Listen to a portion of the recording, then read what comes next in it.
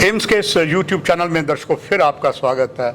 ये जो यहाँ पर एक बहुत बड़ी पाठशाला चली है, अलग अलग योग्य डॉक्टर, साइंटिस्ट और भारतीय वायुसेना या थल सेना के अनेकों अधिकारी यहाँ डॉक्टर जो आए हैं उनको बहुत शिक्षा दे रहे हैं जो उनके लिए लाभप्रद होगी, क्योंकि बहुत जल्दी all India institute medical sciences doctor Gupta साहब की कमान में खुलने वाला शक्ति गुप्ता जी के।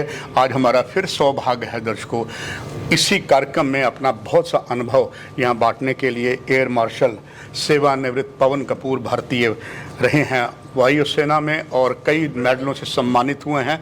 लंबा समय उन्होंने भारतीय सेना में दिया है और आप सेवानिवृत्ति के बाद भी देश की सेवा कर रहे हैं। चेयरमैन है NBH जिस स्टीयरिंग कमेटी है। सर आपका बहुत बहुत धन्यवाद एम्स से सोशल मीडिया से बात करने की।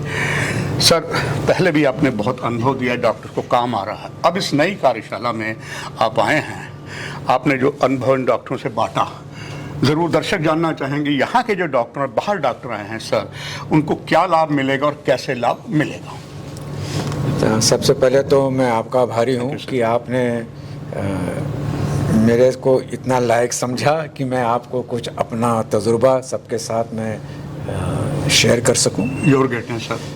दूसरा ये है कि मैं डॉक्टर शक्ति गुप्ता का भी बहुत आभारी हूँ, क्योंकि वो बार बार जम्मू में ऐसे प्रोग्राम और ऐसी वर्कशॉप्स करते हैं, कार्यशाला सर बिल्कुल है, कार्यशाला करते हैं कि सब लोग उसमें इन्वॉल्व हो जाते हैं और एक कुछ आकर्षण है जो हमको बार बार जम्मू में खींच के लाता है। इसमें काफ़ी कारण डॉक्टर शक्ति गुप्ता का है जो executive director all India institute of medical sciences Jammu है, तो मैं उनका भी आभार प्रकट करना चाहता हूँ। यहाँ पर विभिन्न प्रकार के डॉक्टर्स आए हैं जो ये प्रोग्राम को अटेंड कर रहे हैं। सब सीनियर लोग हैं, कोई जूनियर लोग नहीं हैं जी सर, और सब तजुर्बेकार हैं।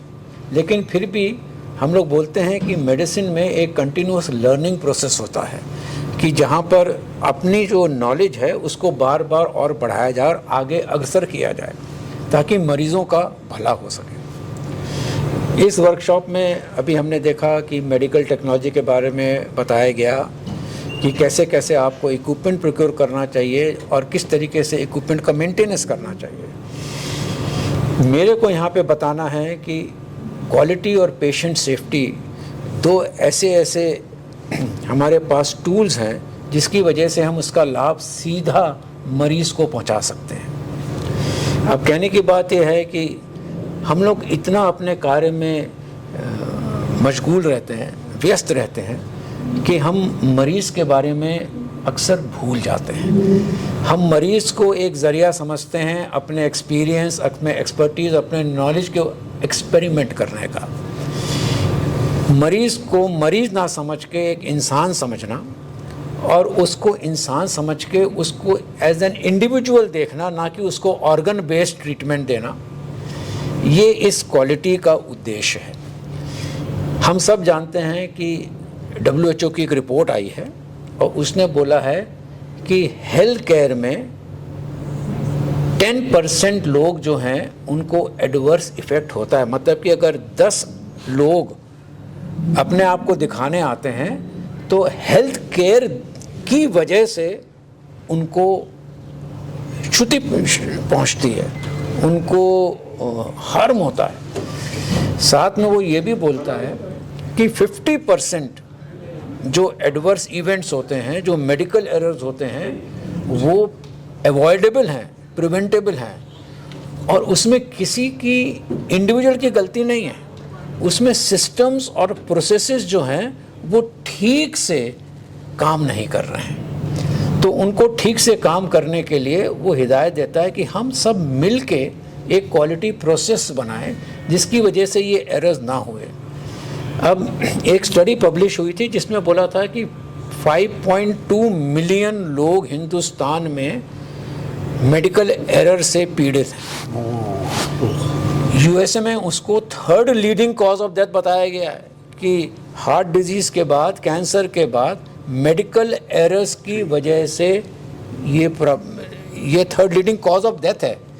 और ये सब तो होनी नहीं चाहिए थी, लेकिन ये हो रही है। मैं बड़ी सिंपल से एग्जांपल देता हूँ।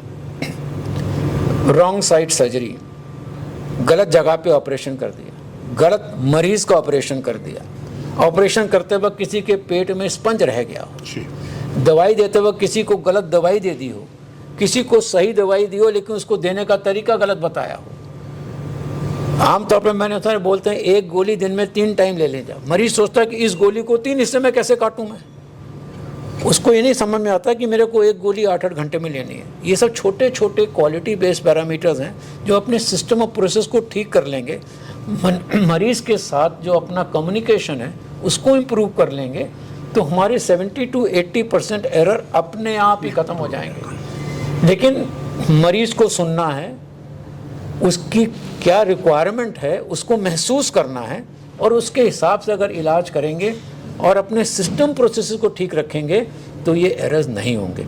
ये मेरा मकसद है सबको बताने के लिए। साथ में मरीज़ों के लिए भी एक मेरे को एडवाइस है।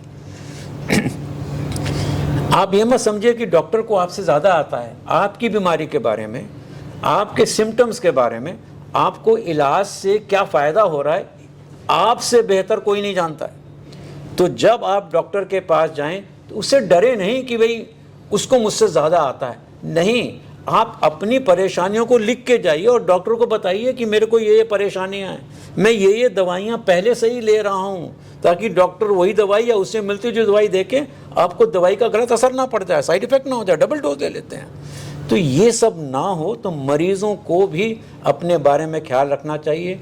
डॉक्टर से डरना नहीं चाहिए, हेल्थ केयर प्रोवाइडर से डरना नहीं चाहिए, अपनी सारी चीज़ें उनको बताना चाहिए और जो जो डॉक्टर बोलते हैं उसके ऊपर अमल करना चाहिए।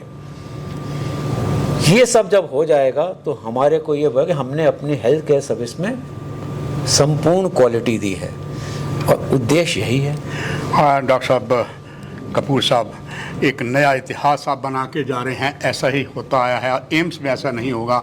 आपने ज्ञानवर्धक बातें की हैं, एम्स को तो पेशेंट्स को लाभ होगा। मेरा अपना विश्वास है यहाँ चाहे गवर्नमेंट मेडिकल कॉलेज हैं या डायरेक्टर हेल्थ सर्विसेज के अधीन हैं, वो भी जो कार्यक्रम देख रहे हैं इसी एम्स की डॉक्टर शक्ति गुप्ता की कमान में वो उसको चलेंगे। आप भी समय समय पर इनको भी आशीर्वाद देंगे ताकि जम्मू कश्मीर पड़ोसी हमारे जो राज्य हैं उनके मरीज का। अपनी महत्वपूर्ण जानकारियाँ सर दी, सर आपका बहुत बहुत धन्यवाद। और दर्शकों आपसे भी लेते हैं इजाज़त। एक नया आने वाला है सवेरा all India institute medical sciences में, जिनमें 4 चांद लगाए थे, लगा रहे हैं ऑनरेबल डॉक्टर पवन कपूर साहब ने। Thank you sir. Thank you. जय